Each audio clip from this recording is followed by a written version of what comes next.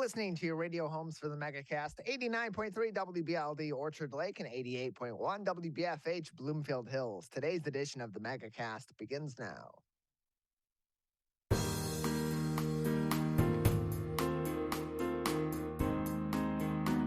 Welcome to the Megacast, our live local daily TV, radio, and streaming show looking into all things Michigan. I'm Tyler Kieft. Learn more about the program by visiting civiccentertv.com/megacast. In the meantime, we'll be talking to a number of people about topics of interest and importance to Michiganders like you. Let's begin with what's making headlines today on civiccentertv.com's local news page. Our top story today comes from Sarah Rahal at the Detroit News. Michigan added just over 13,000, so just under 13,000 COVID-19 cases over the past week, and an additional 143 deaths from the virus per numbers reported by the MDHHS on Tuesday.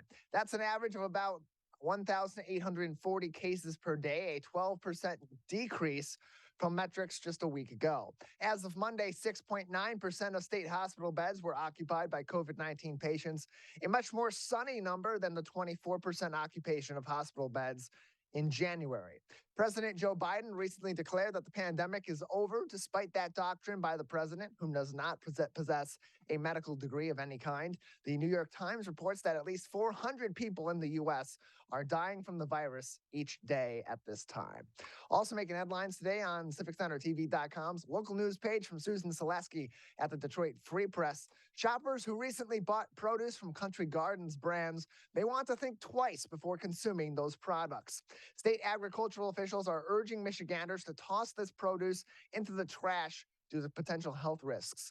A consumer advisory was issued on Monday of this week by the Michigan Department of Agriculture and Rural Development, or MDARD, stating that these products may be contaminated with, quote, raw, untreated human waste, and closed quote, not what you want in your salad. MDARD reported that Country Farms was in violation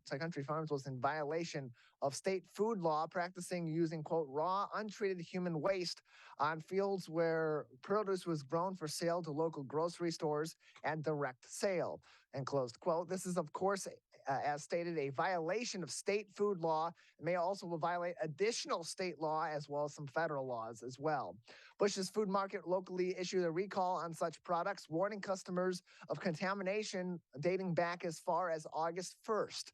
These products include, but aren't necessarily limited to, green beans, greens, cabbage, cucumbers, eggplant, onions, both red and yellow, peppers, green, red, sweet peppers, poblano, and lunchbox peppers, squash, including zucchini, acorn, butternut, spaghetti, and yellow squash, sweet potatoes, and both heirloom Roma, sun gold, and vine tomatoes. Check your produce. You might need to toss some of those veggies and maybe clean your fridge out too, perhaps.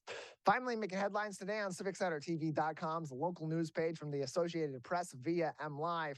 The Detroit Pistons opened up their preseason schedule on national TV last night, falling to the New York Knicks at Madison Square Garden, 117-96. The Knicks came out swinging, playing their starters for the majority of the game, where R.J. Barrett scored 21 points, and the newly signed Jalen Brunson scored 16 and nabbed 5 assists against the Detroit Pistons. Not all of the Pistons game was not necessarily negative. However, rookie Jalen Duren, acquired in a draft night trade that involved the New York Knicks, grabbed 14 rebounds, and Pistons' 5th overall pick, Jaden Ivey out of Purdue, went 6 for 9 from the field in 22 minutes of playtime for 16 points. Additionally, Michigan alum Isaiah Livers scored 13, and the newly acquired Bojan Bogdanovic scored 11 points for Detroit on Tuesday night. All those headlines on our website, civiccentertv.com, on our local news page, along with links to COVID-19 updates from the CDC, the MDHHS, and the Oakland County Health Division. We have a great show ahead on this Wednesday edition of the Megacast. Coming up next, we'll talk haunted Halloween experiences with Bluewater Technologies' Scott Schoenberger. This is the Megacast. Let's relish these moments, made possible by the COVID-19 vaccine.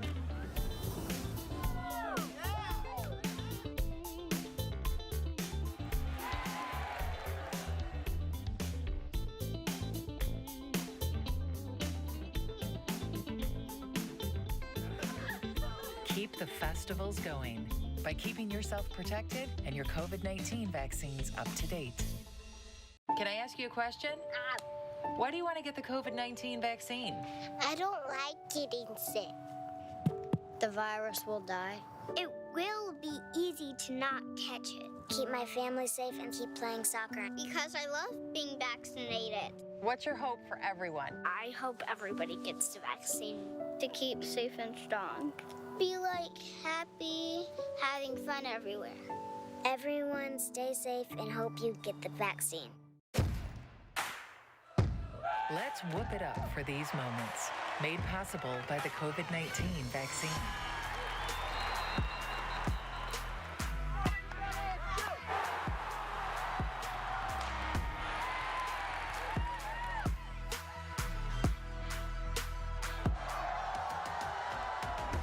Keep the cheering going by keeping yourself protected and your COVID-19 vaccines up to date.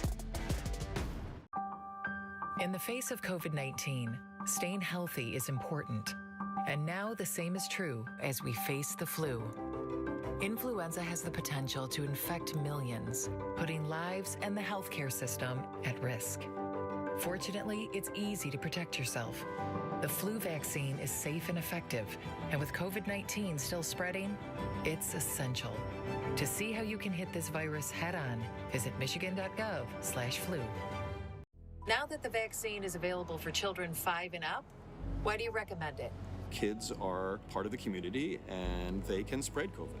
We're seeing both healthy children getting sick from the virus as well as children with underlying health conditions. They can easily bring the virus home to other people that are vulnerable and make them sick as well. This vaccine can change that and keep children safe. It's essential that your children get vaccinated to protect them, to protect your families, and to protect those in the community around you.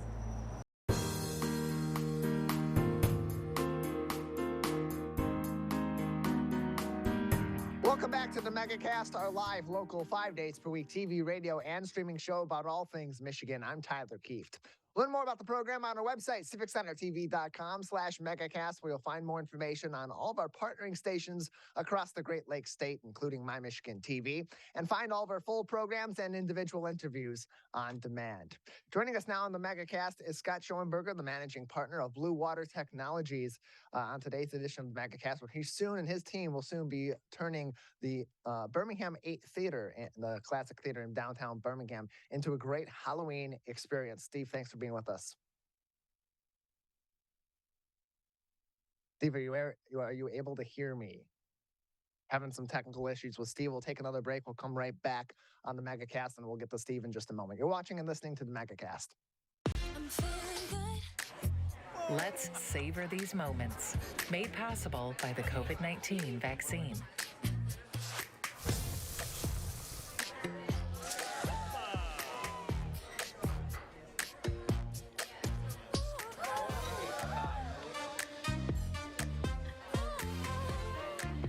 Keep the dining out going by keeping yourself protected and your COVID-19 vaccines up to date.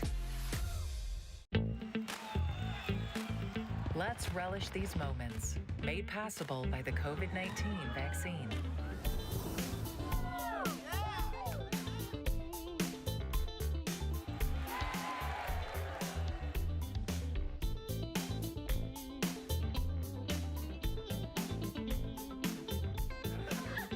Keep the festivals going by keeping yourself protected and your COVID-19 vaccines up to date. Can I ask you a question? Why do you want to get the COVID-19 vaccine? I don't like getting sick. The virus will die. It will be easy to not catch it. Keep my family safe and keep playing soccer. Because I love being vaccinated. What's your hope for everyone? I hope everybody gets the vaccine. To keep safe and strong. Be happy, having fun everywhere. Everyone stay safe and hope you get the vaccine. Let's whoop it up for these moments, made possible by the COVID-19 vaccine.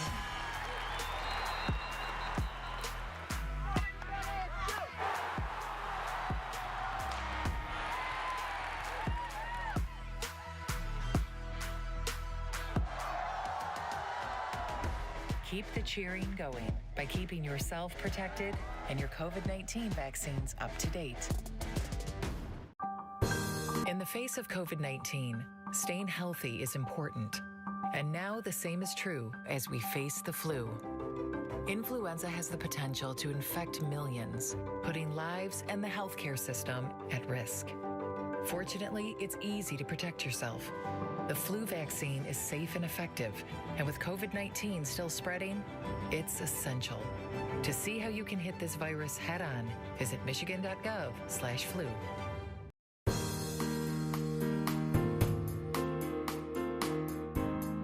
Welcome back to the Megacast, our live local 5 days per week TV, radio, and streaming show talking about all things Michigan. I'm Tyler Kieft. Learn more about our program on our website, civiccentertv.com/megacast. Where you'll find information on all of our partnering stations all across the Great Lakes state and find all of our full programs and individual interviews on demand.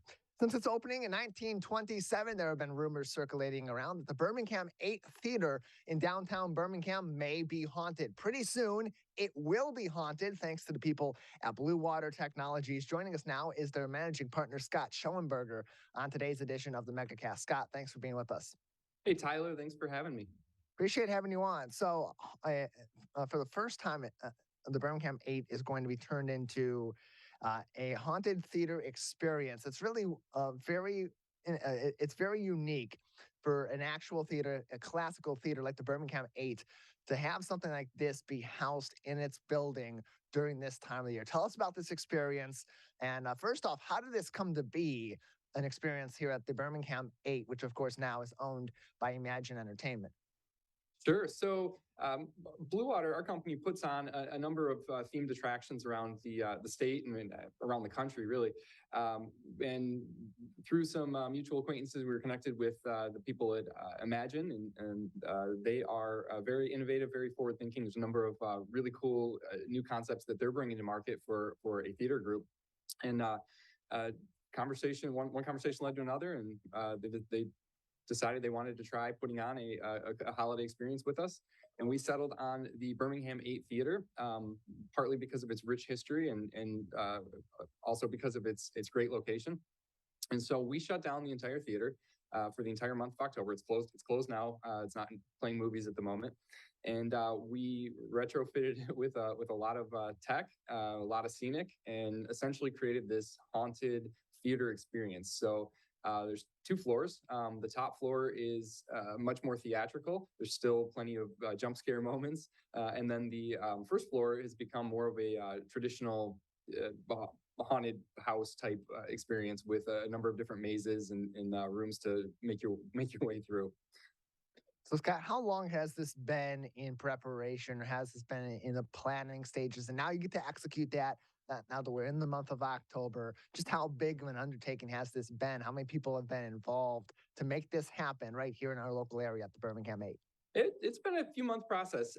So we probably started working on this 3 months ago, at least figuring out what and where and how.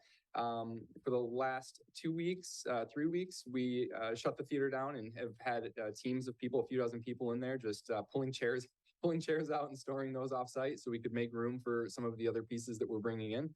And it took about two full weeks to convert the theater into what it is for the month of October.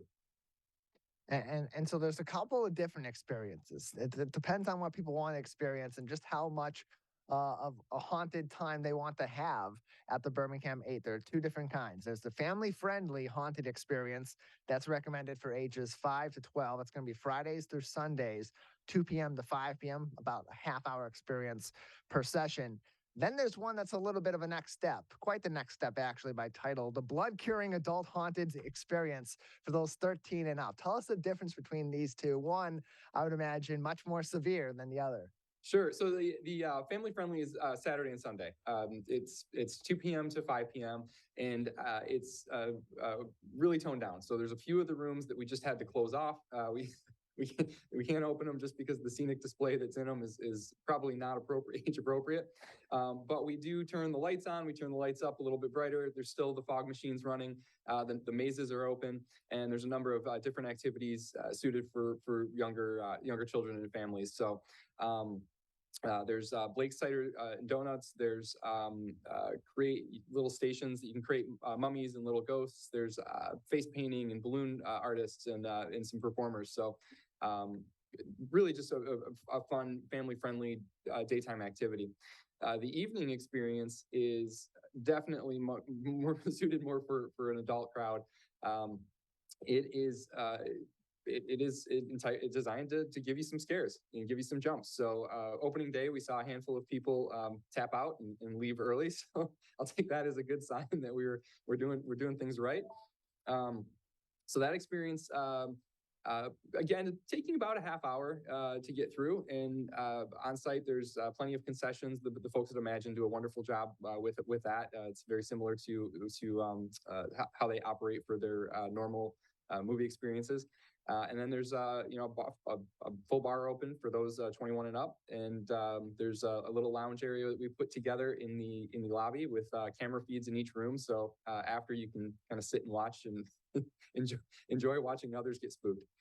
So there's a really interesting story behind these haunted attractions that makes it that much more of an interesting experience for people when they go there, because there is a story. The story revolves around the experience of a theater proprietor, Mr. Baldwin. Tell us about the story of Mr. Baldwin. Give us a little bit of an overview of what people can experience from Mr. Baldwin's hypothetical story at these experiences. Sure. So this is really leaning into that theatrical piece. So most of the performances that we put together, we like to have a story arc that you can pay attention to if you want to, and you can ignore it if you want to. The experience can be consumed either way.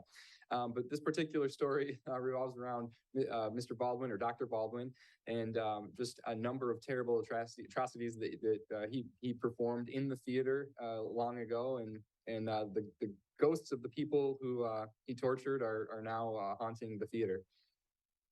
We're joined by Scott Schoenberger. He is the managing partner of Bluewater Technologies, joining us on today's edition of the Megacast. Tell us a little bit about what technically goes into this sort of performance and this sort of experience that's going to be at the Birmingham 8 Theater throughout the month of October. What sort of resources were put into making this experience as thorough as it is and as blood-curdling as it is for the adult side of things? Actors, other technologies, and special things that have been brought in? Sure. So we pulled out, as mentioned, a number of chairs in a few of the theaters, and in place we built some platforms that we were able to put some larger scenic elements on. So one of the rooms is actually been turned into a forest. So once a theater, now a forest that is a kind of a amazing path through that you have to figure out which way to go. There is other set pieces that we brought in, temporary walls, fake walls, drapes, just a number of different pieces to help kind of close in the space even more than it was. I mean, a 1926 building is already going to be a little bit tighter and confined than more modern buildings, but we wanted to bring the walls in even a little bit more. And that also allowed us to create the linear journey through. So from start to finish, it's a full circle flow. And in each room, we dimmed the lights out, and we put in a lot of our own tech. So there is custom lighting, our own audio. There are a lot of sensors, trip sensors that trigger different things to happen as people enter and exit rooms. We have foggers and other atmospherics to help reduce visibility a bit and create the proper atmosphere that help make it kind of terrifying. Everything in the entire building is networked, and we run the entire experience off of a single show controller, and we have a lot of flexibility in what we're able to do there. So push of a button and we can flip from the family friendly back to the adult NC-17, if you will. And really pretty cool in terms of technology. And then the actors, we have a wonderful partner who's brought in talent for both entertainment and for performers and for haunt fright actors, and we staff that accordingly. More information can be found. You can also purchase tickets at Emagine-entertainment.com. Emagine-entertainment.com for more information. And again, the family-friendly haunted experience recommended for ages 5 to 12. That is Friday through Sunday, 2 p.m. until 5 p.m. and about 30-minute experiences. The blood-curdling adult haunted experience for those 13 and older, Friday through Saturday, 7 p.m. until 1 a.m., Sunday through Thursday, 7 p.m. until 10 p.m. Those are about 1 hour experiences that shift people in every 15 minutes or so. Scott, anything else for us before we let you go today about this experience or other things that are being worked on at this time in the local area for the Halloween season by Bluewater Technologies? No, I'm really proud of the team and what we put together for Ghosts on the Balcony. It's a very unique and very cool theatrical fright, and hope many people are able to enjoy it. Locally, other concepts in the area, we have Glenmore Trails, the Haunted Forest, which is running now as well. That's every Thursday through Sunday, the entire month of October. And that is a family-friendly outdoor sensory experience. It's a set along a mile-long path in Commerce Township, Michigan. Ghosts on the Balcony running now through October 31st at the Birmingham 8th Theater. More information and tickets can be purchased at Emagine-Entertainment.com. Scott, thanks for joining us. Tyler, thank you. That was Scott Schoenberger. He is the managing partner at Bluewater Technologies on today's edition of the Megacast. We'll take a break. On the other side, we'll shift from haunted experiences to nonprofits, and we'll speak with Chris Tull from Humble Design. The director of Humble Design Detroit is coming up next on the Megacast. Now that the vaccine is available for children 5 and up, why do you recommend it? Kids are part of the community and they can spread COVID. We're seeing both healthy children getting sick from the virus as well as children with underlying health conditions. They can easily bring the virus home to other people that are vulnerable and make them sick as well. This vaccine can change that and keep children safe. It's essential that your children get vaccinated to protect them, to protect your families, and to protect those in the community around you. Let's savor these moments.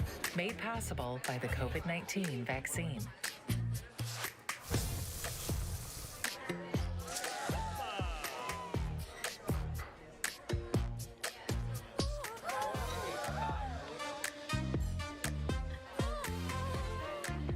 Keep the dining out going by keeping yourself protected and your COVID-19 vaccines up to date.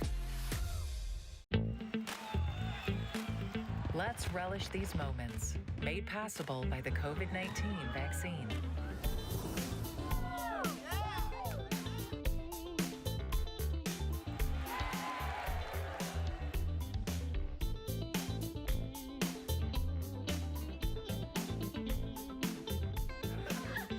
Keep the festivals going by keeping yourself protected and your COVID-19 vaccines up to date.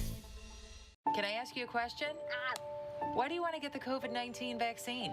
I don't like getting sick. The virus will die.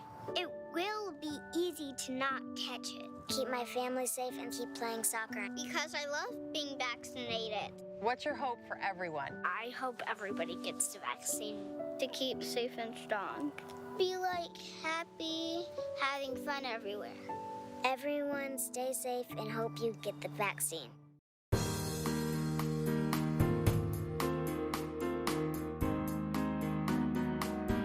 Welcome back to the Megacast, our live local daily TV, radio, and streaming show about all things Michigan. I'm Tyler Kieft. Learn more about the program by visiting civiccentertv.com/megacast, where you'll find information on all of our partnering stations across the Great Lakes State and find all of our programs on demand, full episodes and individual interviews as well. It's all on civiccentertv.com/megacast. Joining us now on the Megacast is Chris Tull. He is the director of Humble Design of Detroit. Chris, thanks for being with us today.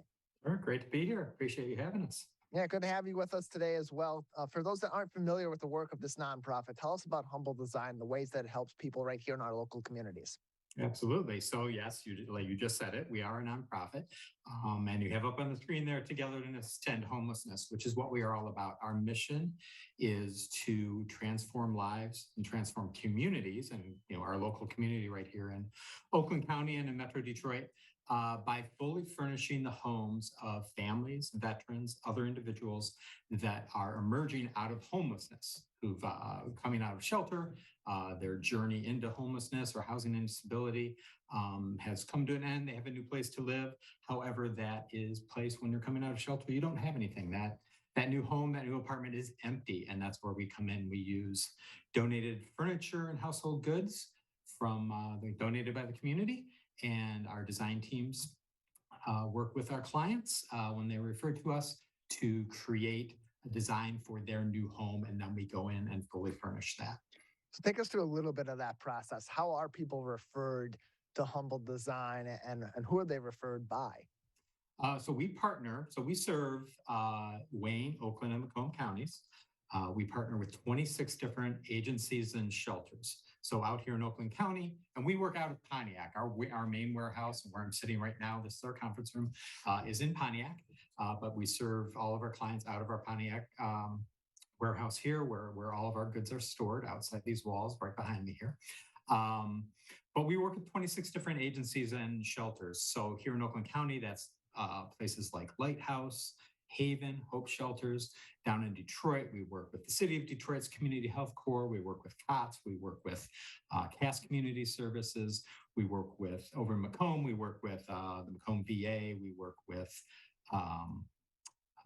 there's a domestic violence agency over there helping survivors coming out of that situation.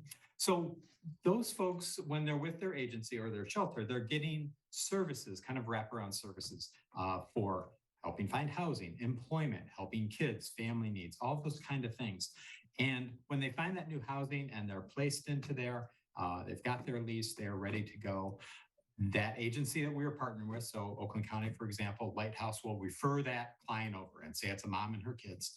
They refer them over to us and they go into our schedule.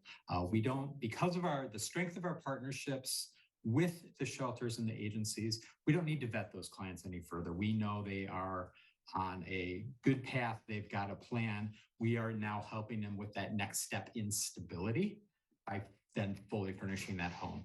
And we do that with our design teams that we have here on staff. We have 3 teams. We do 3 homes per week. So we are serving 3 clients per week. So a lot of logistics coming in and out of our warehouse here. But that team will get to know, it's a team of 2. They will interview and get to know the family a little bit, for example, get to know what their journey's been, number 1, but what they're all about, what they like to do, what colors do they like, what do the kids like to do, what makes them thrive, so that they can then literally shop our warehouse here and create a design for that family. So we really treat them as design clients, and it's about building a sense of comfort, number 1, and stability, and that foundation that I mentioned before, so that when you have that comfortable home, you've got that bed to sleep in, you've got that table to have a family meal at, that's so important. You can worry about the other things in your lives. You can make sure kids are thriving in school and that you're able to keep your job. And, it's really that kind of foundational stability that we go back to. And you mentioned that you're going to be having, you do some work with veterans as well, and you're going to be having actually your 2nd annual Welcome Home fundraiser featuring acclaimed Detroit artist Mike Hahn, and of course, it will be emceed by Kim DeGiulio from WDIV or Local 4 in Detroit. That's going to happen at the Treasury Building in Pontiac. It'll be a great night of fun. Tell us about that event and the ways that it will help you and your organization's efforts supporting these veterans as they're coming back home, or they're in situations where they've served our country and now it's our turn to serve them and provide them some really great opportunities for housing and some relief right here in our communities. Yes, absolutely. Yes, we do serve veterans. Are an important part of our mission. And we work at the VA in Detroit. I mentioned in Oakland, in Macomb County as well. The event is really, it is a fundraiser. It is to support Humble overall and our operations. I mentioned all the logistics that go in and out of what happens here for the folks we serve. And, for veterans, veterans are often, sometimes they're families, but often they're single people. And have had various journeys and through into housing instability, and we're able to, again, provide that foundation. So our Welcome Home event is really about, we've got some great participation from Mike Hahn and Kim. We've got some great sponsors helping underwrite the event so that we can really fundraise, because our operations, everything from maintaining our warehouse here to our staff to putting gas in our moving truck to serve the folks that we serve. It's all to raise funds for that. And it goes directly back into our mission. It's also a great night to spread the word about Humble and what we do. I mentioned that we do 3 homes per week. We furnish 3 homes per week. So we're on track to furnish 150 homes this year. And that'll serve over 400 people, including probably up to 20 veterans. That includes around 200, a little over 200 kids, 225. And as long as we can keep our funds and our operations moving, we can continue to expand on that year over year is our goal. And perhaps add another design team down the line, and another moving team, so we can serve even more folks. We'd love nothing better than to go out of business, but housing issues are not ending anytime soon. So we are doing what we can to help kind of raise our community overall. The event is on Thursday, October 13th, as a week from Thursday. At the Treasury on North Saginaw Street in Pontiac. You can purchase tickets, individual general admission tickets, $125, VIP tickets, $175, and you can get a table reserved for 8 for $1,000. More information can be found. Go to Humble Design's website, navigate to their Detroit chapter. That is going to be humbledesign.org/Detroit. For more information. Chris, at this time, what are some of the key ways that people in the community can help Humble Design fulfill its mission for those in the general community, but also those veterans as well that you're serving each and every day and of course, every single week? Absolutely. So you can help in any number of ways. We've already talked about fundraising. That's all nonprofits are going to talk about that. But, we really, when I mentioned our warehouse full of furniture and home goods, that includes not only your big items like sofas and beds and mattresses, that includes plates and dishes, that includes small kitchen appliances, that includes bedding, that includes books for kids. That's a big deal for us. It includes a lot of items that just make a home comfortable, includes curtains, all of those things. When you think about an interior of our home, that's what we've got here to put together for folks. So we, rely on donations from the community to do that. And we take donations directly here at the warehouse. Again, if you go back to that website that you mentioned, Tyler, we've got a donation calendar on there where you can literally stop by during those donation windows during the week and drop off your gently used goods to us. We also have a pickup service for larger items. That's also on our website to be able to schedule that. And then we rely a lot. We do have staff, but like myself and some other folks, but we rely a lot on our volunteers. We've got a really strong volunteer database that we're always looking to add to. That's both here in the warehouse, sorting everything that comes in.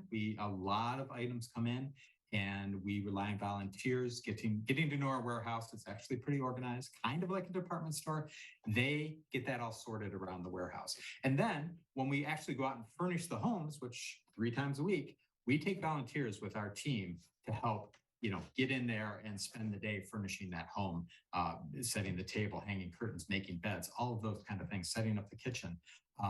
We need volunteers for that as well. And that's a way, both of those ways are really key for us. And it's a great, not only on a personal level, a very fulfilling thing to do, but you are really becoming part of the community when you do that. And you are raising everyone up, including those veterans who, have maybe been under-resourced over the years. So we're always really, we just did a veteran last week, right in Oak Park, actually, right down the road. A really great day with him. So. We've been joined by Chris Tull. He is the director of Humble Design Detroit, joining us on today's edition of the Megacast. You can find more information about Humble Design of Detroit and learn more about their second annual Welcome Home event happening next week, Thursday, from 6 p.m. to 9 p.m. and purchase tickets. humbledesign.org/Detroit for more information on the upcoming event next Thursday. humbledesign.org/Detroit-events. Chris, thank you so much for joining us. Thank you. We really appreciate it. Appreciate you joining us as well. We'll take a break here on the Megacast. When we come back, we'll talk to Dave Dulio from Oakland University and their Center for Civic Engagement about this upcoming election. We're still just a few weeks away now from the election day itself, and these races in Michigan and across the country getting more and more interesting as the days go by, and certainly have an immense impact on the future of both the state of Michigan and our nation. We'll talk to Dave Dulio coming up next. You're watching and listening to the Megacast. Let's whoop it up for these moments, made possible by the COVID-19 vaccine.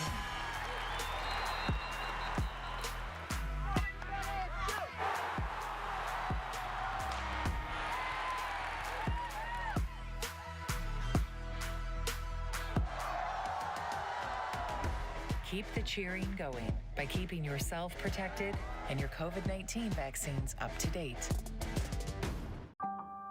In the face of COVID-19, staying healthy is important. And now the same is true as we face the flu. Influenza has the potential to infect millions, putting lives and the healthcare system at risk. Fortunately, it's easy to protect yourself. The flu vaccine is safe and effective, and with COVID-19 still spreading, it's essential. To see how you can hit this virus head-on, visit michigan.gov/flu. Now that the vaccine is available for children 5 and up, why do you recommend it? Kids are part of the community and they can spread COVID. We're seeing both healthy children getting sick from the virus as well as children with underlying health conditions. They can easily bring the virus home to other people that are vulnerable and make them sick as well. This vaccine can change that and keep children safe. It's essential that your children get vaccinated to protect them, to protect your families, and to protect those in the community around you. Let's savor these moments, made possible by the COVID-19 vaccine.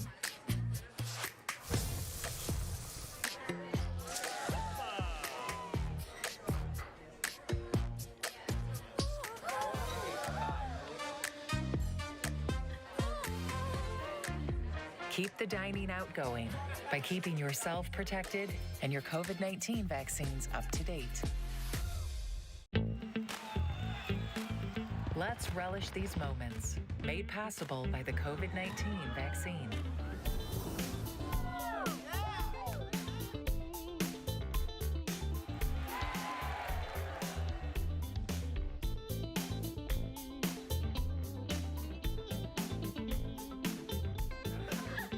Keep the festivals going by keeping yourself protected and your COVID-19 vaccines up to date.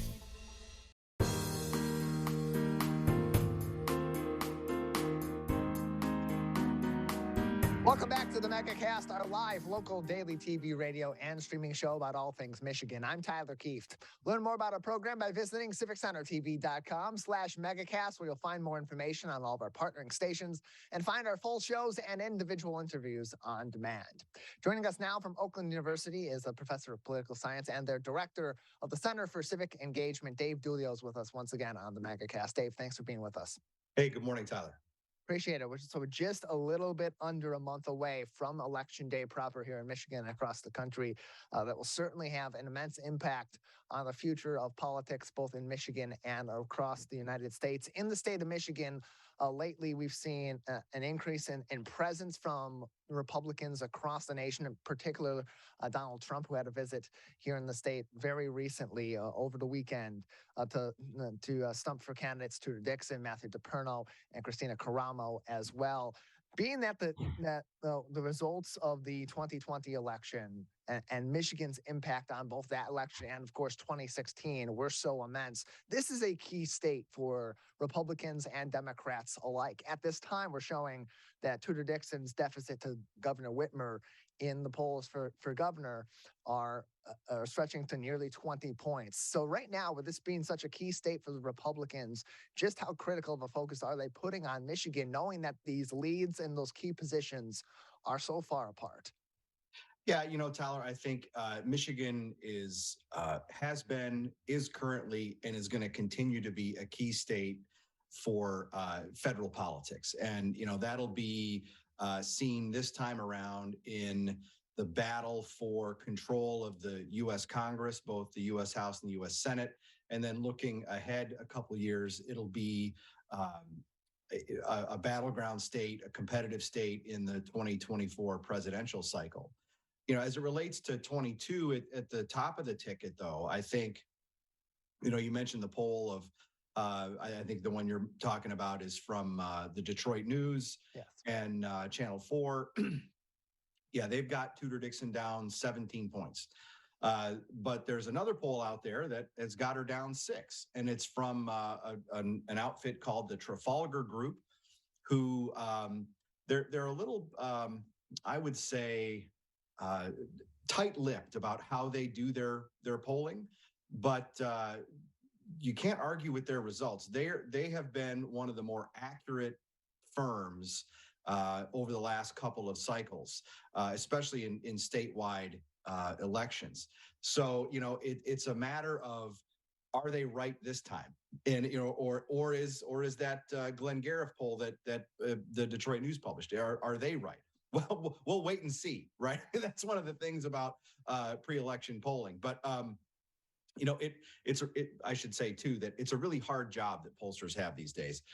So I'm not going to berate anybody too badly for being off a little bit. But I think the lack of presence from a lot of Republicans, in particular, Republican aligned groups that spend money, they are not playing in the top 3 races right now, and that tells me that they think the incumbents have a really good chance of being reelected.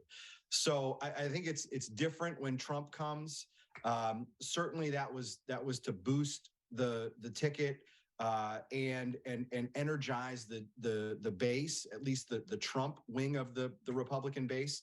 We'll see if that has much of an effect on turnout, or heck, if it has a discernible effect in the next round of polling that we get. But I think that it's really the lack of spending from Republican Party groups, Republican aligned outside interests that tells the story of where we're at right now. And so with that being the case, Dave, and of course, as we know from polls, they're not quite as much gospel as they used to be in the past. Certainly, we've learned that over the last several major elections here in Michigan and across the U.S. But given the situation that the Republican Party in the state of Michigan is in those polls, and certainly, as you said, even more importantly, really, I would say, from funding from usual donors who are looking at more of those down ballot races instead of those top 3 positions, governor, secretary of state, and attorney general. Do you believe that the Republicans have a legitimate chance in the state of Michigan to salvage some of those battles, or is the Republican Party essentially saying, or those that are in power financially with ties to the Republican Party, essentially saying those top 3 positions are a lost cause, but our way of winning is to maintain our positions in the House and Senate? So I think never say never in politics, right? We learn that it seems again and again and again every year almost, right? So is it an uphill climb for Tudor Dixon, Matt DePerno, and Christina Caramo? Yeah, it is. Are they sunk? No. Just because anything can happen, right? And at the gubernatorial level, I'll point you to Virginia last year when in that governor's race, Terry McAuliffe versus Glenn Youngkin. Terry McAuliffe made a huge mistake and turned the race in an instant when he said that he didn't think parents should have any say about what happens in their kids' school. Well, that was a huge gaffe, right? And that led Glenn Youngkin to victory. So it would take some kind of shakeup like that, which you could have happen. I'm not betting on Governor Whitmer making a mistake like Terry McAuliffe did, but stranger things have happened. We've got 2 debates that are coming up. They're late in the cycle.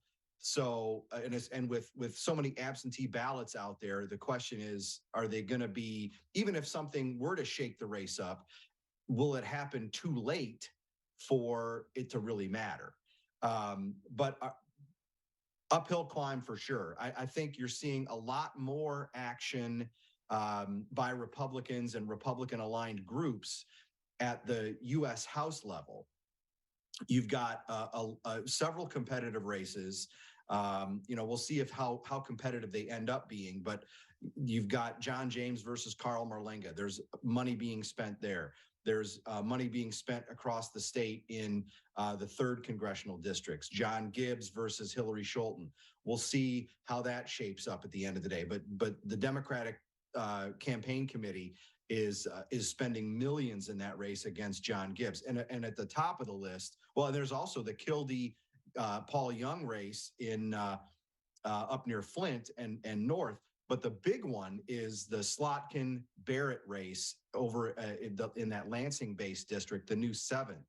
That is the #1 district in the country for party spending. There's millions of dollars flowing in there. So, and where the money gets spent is where the competition is, right? So those are 4 races to keep an eye on as we go through the next month. And how much weight is also being put on the ballot proposals, particularly those key 3 ballot proposals that are going to be in the November election here in 2022? From both these parties' perspectives, these are critical issues. 2 of those being regarding voting and voting rights, and one of them, of course, being the critical issue of this election cycle regarding abortion and/or reproductive freedom, depending on which side of the aisle you're representing that from. So how much weight are these parties putting on those proposals on top of these candidates who, of course, are important to the future of their party and of politics in Michigan? But these proposals are also going to have an immense impact depending on which way they go in the future.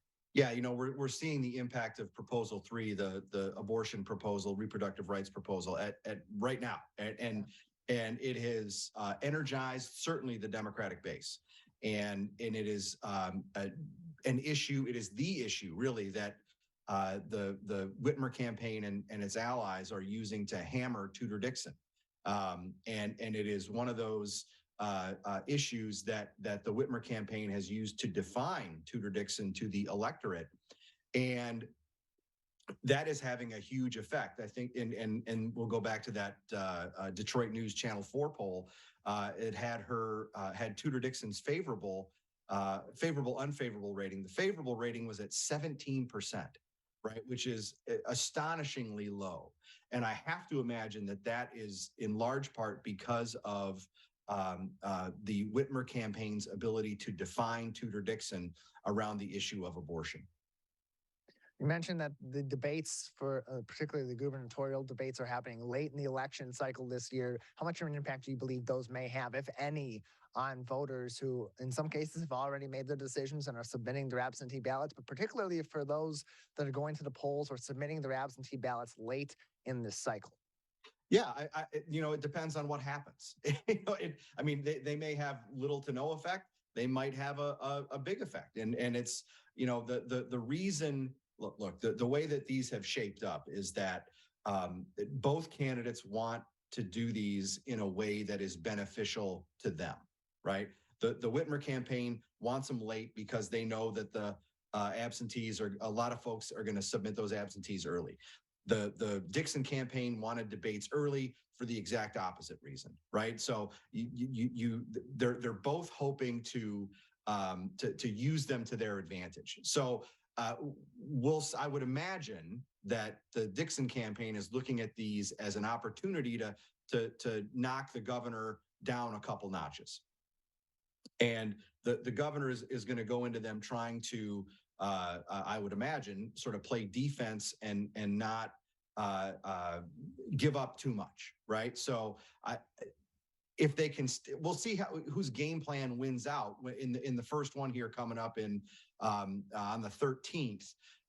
That's going to be done over on the west side with Wood TV, and then of course the second one is 20 days from now, 3 weeks from yesterday, with Channel 7 here in the Detroit metro area, a Lansing Fox station and a West Side Fox station. But of note for Oakland County is that Oakland University is going to host that debate. They'll be on campus for that on the 25th, which is a great thing for Oakland County. And we'll see how it goes. I think you and I can talk the morning after and do some assessments of how it went. Dave, I've got another 2 minutes before we'll need to say goodbye today. I want to give you an opportunity to tease another upcoming conversation at the Center for Civic Engagement happening next week, Tuesday, October 11th at 7 o'clock. It's your after the road discussion of the Constitution, rights, policy, and politics at the Center for Civic Engagement. Yeah, we talked about the importance of abortion as an issue in this election cycle. and we're going to take it on. We're going to host two nationally known speakers for a Lincoln Douglas style debate over the question of abortion. One of them is her name's Jill Filipovic. She's a CNN writer. She's written for the New York Times, Huffington Post, Washington Post, and she comes at it from one side. And Alexandra DeSantis is a writer for National Review.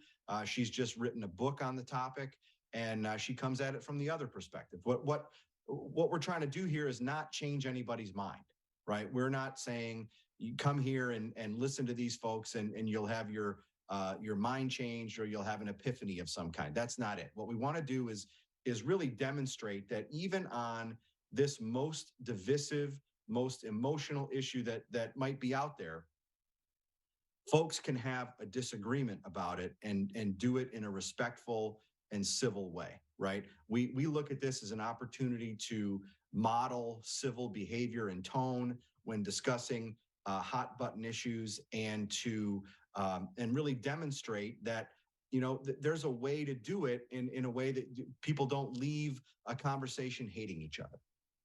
Oakland.edu/CCE, that event Tuesday, October 11th at 7 p.m. Oakland.edu/CCE. Dave, thanks so much for joining us. Thanks for having me, Tyler. That will do it for this Wednesday edition of the Megacast. Find more information about the show, including all of our partnering stations, and find today's episode, as well as other past episodes and interviews on demand, civiccentertv.com/Megacast. Big thank you to all of our guests who joined us, as well as our crew, Calvin Brown and Jared Clark at the studio of My Michigan TV, and our producer, Larry Nyland. We'll be back on Thursday with a new edition of the Megacast.